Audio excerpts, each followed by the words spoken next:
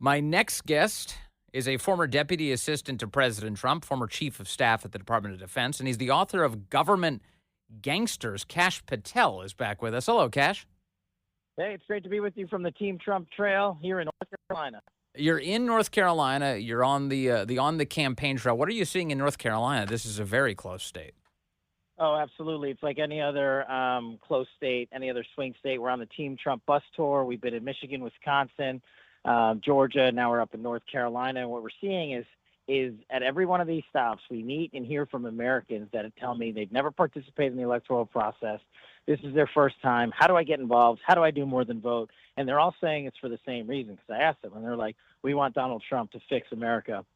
We don't want Kamala Harris back in. So I'm energized by that swath of new folks coming out.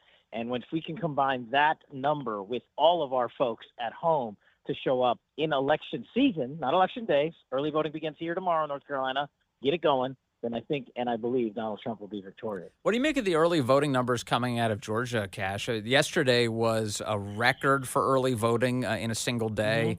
Lots of people showing up. I see some lefties thinking that means something good for them. Meanwhile, Republicans are definitely as energized as I've ever seen them. What do you make of it? Well, look, we've had a tectonic shift in how we view the election cycle. We used to go and say we have to do it on election day, and there's nothing wrong with saying and believing in that. But we've seen what happens when we wait till the end, and we can't do that anymore. And the effective message on the campaign trail has been, especially with President Trump's brilliance, is being go vote early and help everybody else vote during the election season in and up to election day. And Georgia was no different. We were campaigning there with 4 or 5 days on the bus, and we said the same message in every county GOP office we stopped in every Trump 47 office we stopped in every community we stopped in. So I believe these early voting numbers are reflective of President Trump's mission to turn out our support, his base, and new voters, and not just what the Democrats are believing. You know, yesterday, President Trump did that interview with the Bloomberg editor-in-chief. Today, we got to see the women town hall that he did in Georgia. And I have to say, he looks about as relaxed as I've ever seen him on the campaign trail. He doesn't he doesn't look frantic or anything. He doesn't look like in any way desperate. Meanwhile, all of the signals coming from the Kamala campaign is that she's changing her strategy every 24 hours right now in the hopes that something sticks. What are you making of all of that, and what do you think is happening in terms of the internal polling in these campaigns? Well, the shotgun blast approach against the wall and hope something sticks is not how you win to become the next commander-in-chief. America sees right through that because she has no policy and no operational skill to set this country on the right track, versus President Trump, who hasn't changed his policy since the first administration. He just has to tweak it a little to remake America after these last 4 disastrous years. And I was with President in Coachella. I was with him in Arizona. I spoke at both venues, total of over 125,000 people.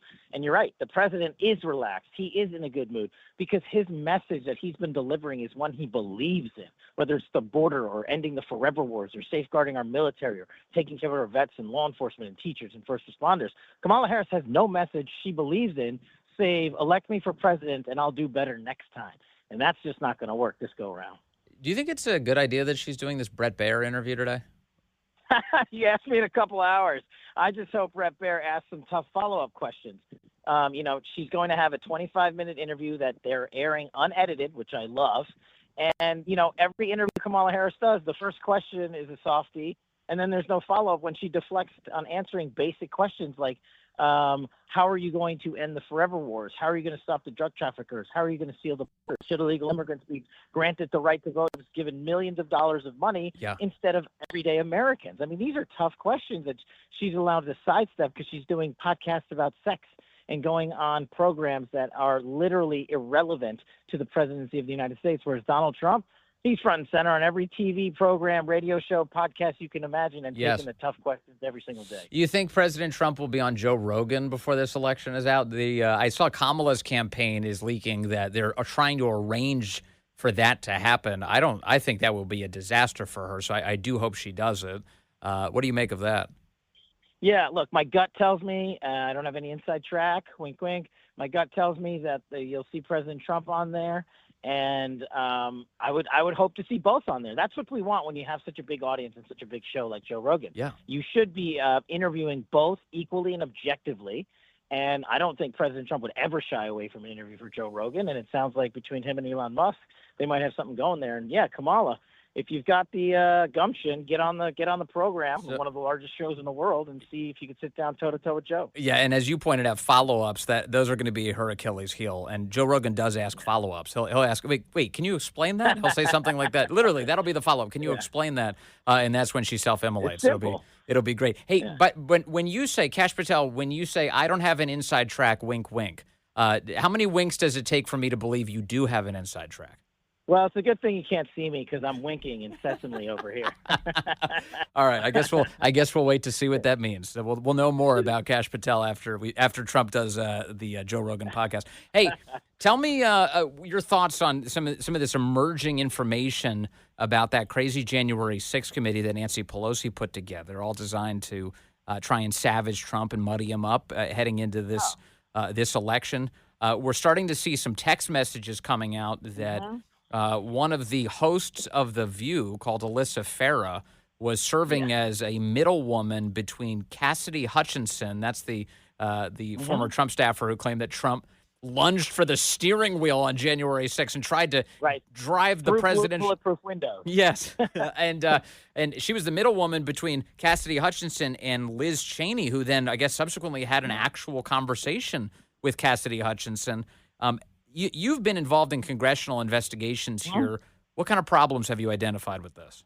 Massive. I ran the Russiagate investigation, and we ran it the way America is supposed to run congressional oversight and gave the people the facts as we found them, not as we wanted to twist them. Here, I was the first guy subpoenaed by the January 6th Unselect Committee. It cost me untold amounts of money. I told them the truth, but just like they did with every other truthful interview, they buried my transcript. They buried Nancy Pelosi's video where she admitted she was responsible for the failure of the security on January 6th. She recorded that video on January 6th while making a movie. And so now it's no surprise. This is just like the lovebird text messages all over again. The FBI hid those. This is what corrupt bureaucrats and officials do when they want to put out a false narrative, a disinformation campaign. And Liz Cheney architected it along with former Trump staffers there who have a personal vendetta against the president. And they knew the mainstream media would just lap it up and cover it up. I want all these messages out. That's why we got to win the Congress, the Senate, the House, and everything, so we can get everything out there. And America can finally read how corrupt Liz Cheney and that entire committee and how much at fault Nancy Pelosi is.